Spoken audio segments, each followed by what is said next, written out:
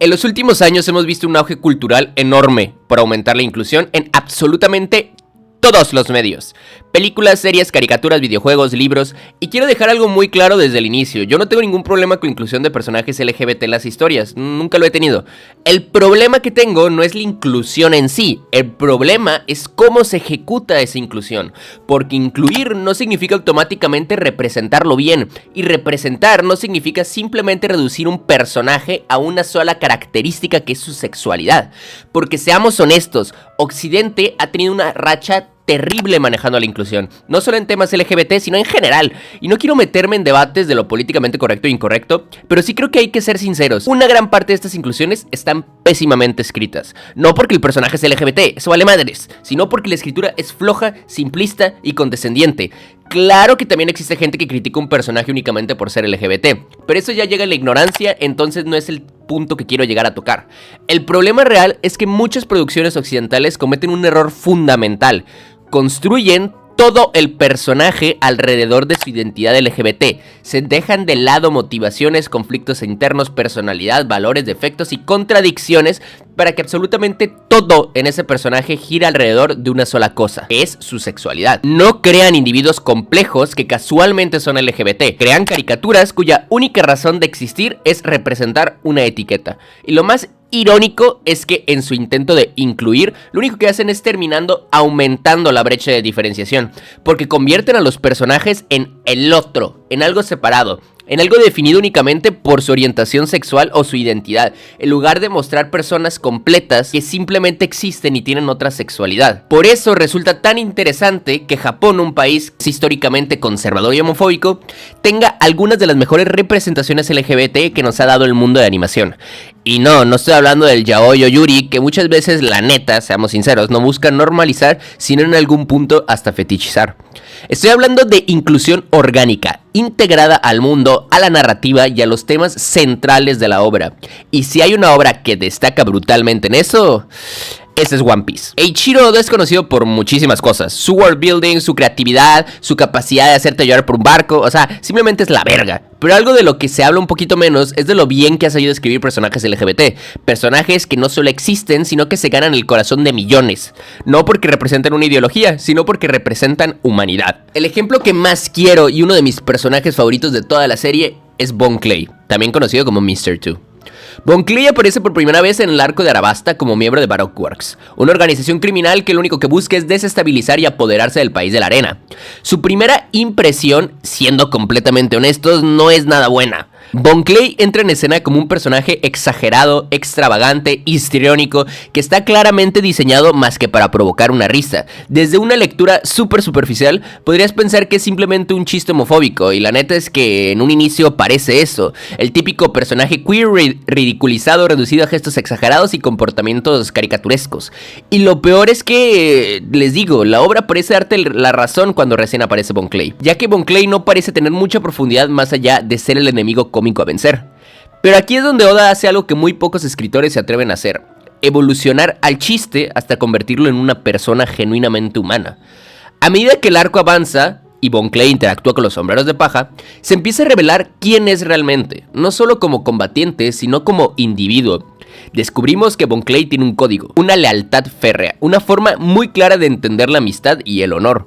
Su relación con Luffy no se basa en ideología, se basa en que tienen valores compartidos. Bon Clay no ayuda a Luffy porque simplemente sea el protagonista, lo ayuda porque genuinamente cree en él, porque reconoce su libertad y porque ve en él a alguien que vive sin miedo a ser quien es. Y ahí está la clave: Bon Clay no representa solo a un personaje trans o queer, representa la libertad absoluta de ser uno mismo. Para mí, Bon Clay y Luffy son dos caras de la misma moneda.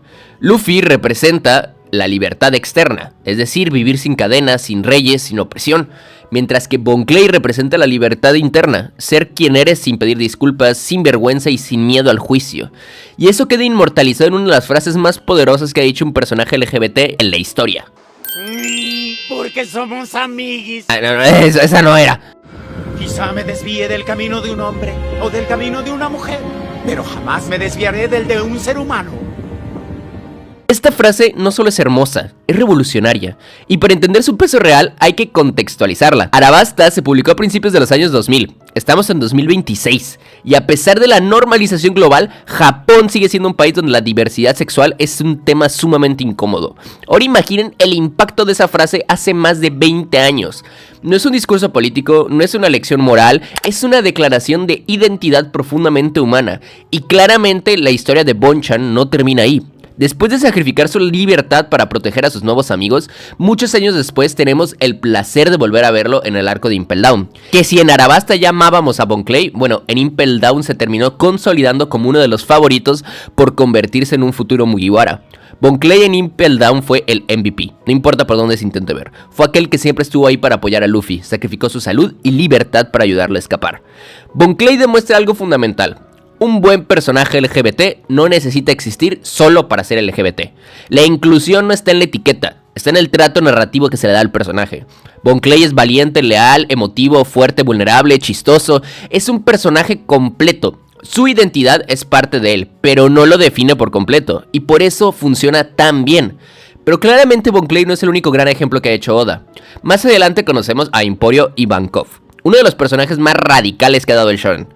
Ivankov es extravagante, escandaloso, poderoso y absolutamente imposible de ignorar con lo dramático que es. Es el líder del reino Kamabaka y una figura clave del ejército revolucionario. Ivankov no encaja en ninguna norma tradicional de género, y la obra tampoco intenta encasillarlo en uno. Su identidad simplemente es fluida, cambiante y libre. Ivankov es lo que se le da la chingada gana.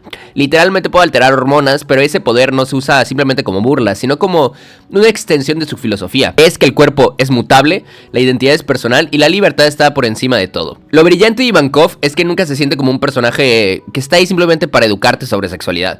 No está ahí para explicarte sobre qué es la identidad de género ni nada de ese estilo. Está simplemente ahí para existir como una fuerza de la naturaleza. Es decir, es sumamente carismático, temible y respetado. Y cuando entra en escena nadie cuestiona su identidad, lo único que importa es que es poderoso y que tiene un rol importante en la historia. Y eso es una normalización brutal en la historia, ya que no solo se basan en su etiqueta, se basan en un personaje que tiene identidad propia. Y luego está Kikunojo, o Kiku. Un ejemplo completamente distinto pero igual de poderoso. Kiku es una mujer trans y la obra deja en claro de forma sencilla sin ningún drama de promedio. Kiku dice: soy una mujer de corazón. Y eso es suficiente. No hay debate, no hay burla, no hay cuestionamiento por parte de los personajes. Su identidad es tratada con respeto, incluso dentro de un contexto feudal y conservador como lo es Wano. Lo más importante de Kiku es que su arco no va a girar alrededor simplemente de ser trans. Gira alrededor del honor, la lealtad, el dolor, la pérdida, la venganza. Kiku es un samurái, una guerrera, una vasalla fiel. Su identidad no lo hace especial dentro del mundo, su carácter sí. Y eso es exactamente como debería funcionar una buena representación. Cuando juntas a Bon Clay, Ivankov y Kiku te das cuenta de algo muy en claro. Oda no escribe personajes LGBT. Oda escribe personas. Personas diversas, contradictorias, exageradas, pero siempre humanas. Y esa humanidad es lo que conecta con el público, incluso con las audiencias que viven en contextos culturales profundamente homofóbicos. Nunca he visto un insulto homofóbico dirigido seriamente a Bon Clay, y eso siempre me llamó la atención, no porque no exista gente intolerante, sino porque el personaje está tan bien construido que la narrativa desarma por completo el prejuicio. Bon Clay se gana el respeto antes de que tengas tiempo de juzgarlo, y eso es el objetivo máximo de la inclusión bien hecha. De inclusión no se trata de marcar casillas ni de cumplir cuotas, se trata de contar buenas historias con personajes reales. One Piece no te dice qué pensar, te demuestra personas y te deja sentir, y te deja elegir, y por eso funciona, porque no busca una aprobación, no busca nada de eso, no busca inclusión forzada, busca humanidad.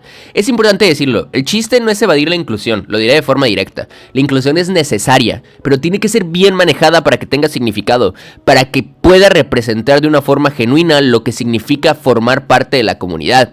Toda esta reflexión la dice alguien que no forma parte de la comunidad LGBT, pero que sí tiene conocidos y familiares. He visto el sufrimiento de alguno de ellos simplemente por el hecho de sus gustos. Para combatir la ignorancia se tiene que hacer con educación, y la mejor forma de hacerlo es hacerlo con corazón, con personajes bien escritos y desarrollados, porque mientras más queramos forzar la inclusión con personajes mal hechos, más estamos aumentando el prejuicio, más estamos aumentando la separación, porque no es lo mismo un personaje bien desarrollado que resulta ser LGBT, como lo son los de One Piece y algunos otros, un personaje que se basa enteramente en ser LGBT, como por ejemplo los de Hazbin Hotel, por decir algo. Simplemente no es lo mismo. Pero no sé ustedes qué opinan. Yo siempre estoy muy abierto con los comentarios, con qué es lo que quieren decir, pero en este caso sí les voy a pedir un poco más de respeto, porque ya me veo venir un poco de los comentarios. Pero bueno, espero les haya gustado muchísimo el video. Un saludo.